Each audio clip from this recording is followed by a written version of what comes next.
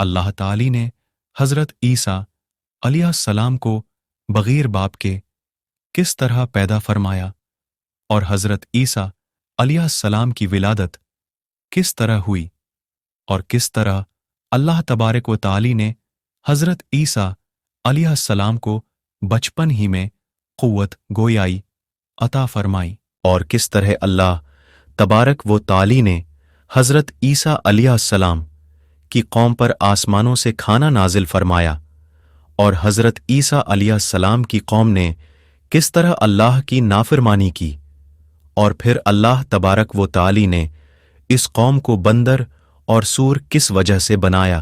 एक दिन हज़रत मरियम बैतुल मुक़द्दस के एक कमरे में अल्लाह की इबादत में मशगूल थीं कि अचानक उनके कमरे में एक नौजवान शख्स दाखिल हो गया।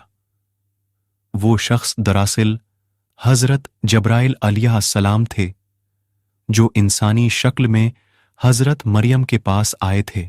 हज़रत मरियम उनको देखकर खौफज़दा हो गईं और उनसे कहने लगी कि मैं तुझसे रहमान की पनाह मांगती हूँ। चनांचा हज़रत जब्राइल फरमाने लगे, मैं तो अल्लाह की तरफ से भेजा हुआ फरिश्ता हूँ और तुम्हें एक पाकीज़ा लड़के की खुशखबरी देने के लिए आया हूँ।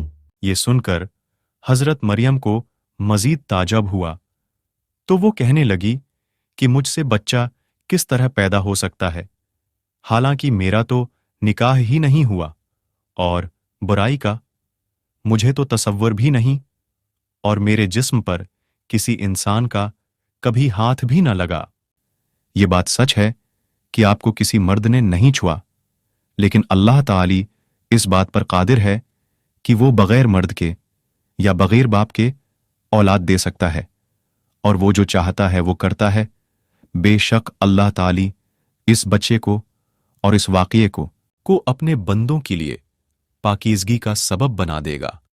उस बच्चे का बग़ैर बाप के पैदा होना अल्लाह ताली की कुदरत की एक बहुत बड़ी निशानी होगी, ताकि लोग ये जान लें कि अल्लाह ताली हर चीज़ को पैदा करने पर कादिर है और वो जो चाहता है वो पैदा करता है। हज़रत जब्राइल अलैहिस्सलाम ने कुछ पढ़ा और हज़रत मरियम पर फौंक मारी और उनको हमल ठेर गया। जैसे जैसे बच्चे की पैदाइश का वक्त करीब आता गया, वैसे ही हज़रत मरियम की परेशानी में इजाफा होता गया। वो इस बात को लेकर परेशान रहने लगें। हज़रत मरियम अल्लाह ताली के हुक्म से बैतुल मुक़द्दस से तकरीबन 8 किलोमीटर के करीब एक जंगल की तरफ, एक पहाड़ी को सराके की तरफ चली गए। इसी जगह को बाद में बीत-अल-लाहम कहा जाने लगा। वहां पर आपको दर्द ज़िया की तकालीफ महसूस होना शुरू हो गई। आपको यह फिक्र लाहिक था कि मैं अपने अजीज़ों अकारब को किस तरह मुतमईन करूंगी और किस तरह उनको समझाऊंगी। लोग मुझे बुतकार समझेंगे और तरह तरह की तौमतें लगाएंगे।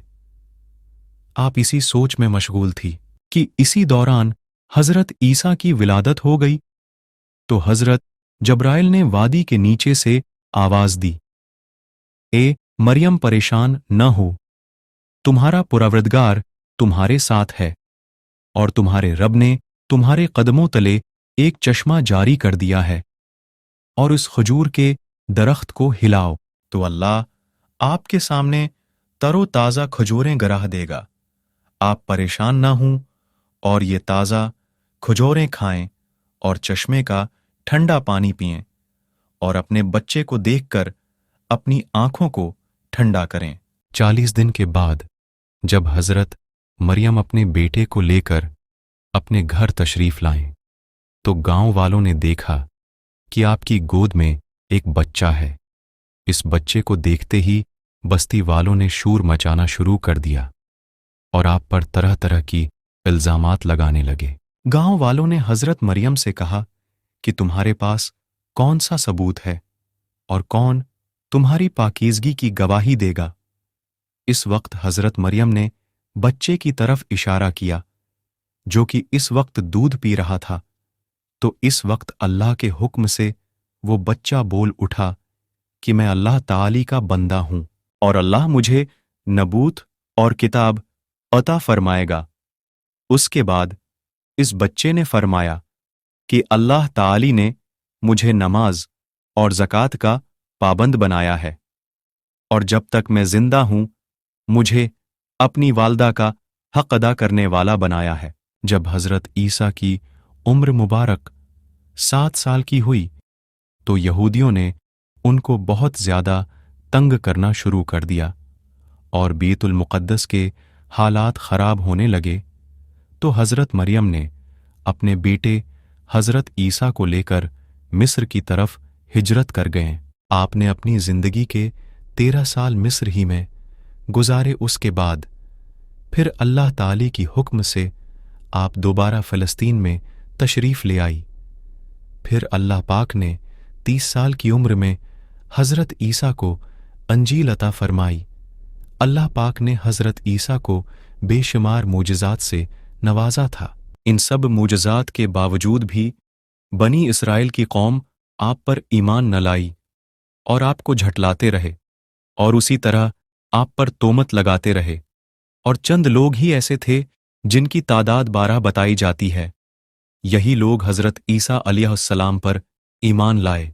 हज़रत ईसा तबलीग की गरज से अपने हुवारियों को लेकर शाम की तरफ रवाना हो गए और वहां पर अल्लाह का पैगाम पहुंचाना शुरू कर दिया। लेकिन वहां पर भी बनी इसराइल के लोगों ने आपकी बढ़ चढ़कर मुखालफत की और आपको तरह तरह की तकालीफ पहुंचाना शुरू कर दी। जब हवारियों ने कहा कि ए ईसा इब्न मरियम, क्या आपका परवरदिगार इस बात पर कादिर है कि वो ऐसा कर सकता है कि हम पर आसमान से खाना नाजिल फरमाए? तो हज़रत ईसा ने कहा कि अगर तुम अल्लाह पर ईमान रखते हो तो अल्लाह से डरो। तो वो बोले, हमारी ख्वाहिश है। हज़रत ईसा ने अल्लाह की बारगाह में दुआ की, ए हमारे परवरदिगार, हम पर आसमान से दस्तरखान नाजिल फरमा कि हमारे लिए वो दिन ईद का दिन करार पाए, यानी हमारे अगलों के लिए और हमारे पछलों के लिए, और वो तेरी तरफ से निशानी हो और हमें रिज़्क़ अता फरमा। तो अल्लाह ताली ने फरमाया कि मैं तुम पर ज़रूर खाना नाजिल फरमाऊंगा, लेकिन जो उसके बाद तुम में से कुफ्र करेगा उसे ऐसा दर्दनाक अजाब मिलेगा कि अहल आलम में से किसी को ऐसा अजाब ना मिला होगा। रिवायत में आता है आसमान से दस्तरख्वान उतरा जिसमें रोटी और गोश्त था। उनको हुक्म मिला कि खयानत न करना और ज़ख़ीरा न करना और न ही कल के लिए जमा करके रखना। लेकिन इन लोगों ने खियानत की और उस खाने को ज़ख़ीरा किया और कल के लिए जमा करके रख लिया। तो अल्लाह ने उनके इस नाफरमानी पर उन पर दर्दनाक अजाब नाजिल फरमाया और उन लोगों को बंदरों और सूरों में तब्दील कर दिया। इस तरह हज़रत ईसा की कौम के वो नाफरमान लोग अल्लाह के अजाब के अंदर मुब्तला हुए और वो बंदर और सूर बना दिए गए। हज़रत ईसा के आसमान पर उठाए जाने के 600 साल बाद तक कोई भी नबी न आया और फिर हज़रत मोहम्मद मुस्तफ़ा उस दुनिया के अंदर जलवागर हुए। हज़रत मोहम्मद मुस्तफ़ा ख़ातमुन नबिय्यीन हैं।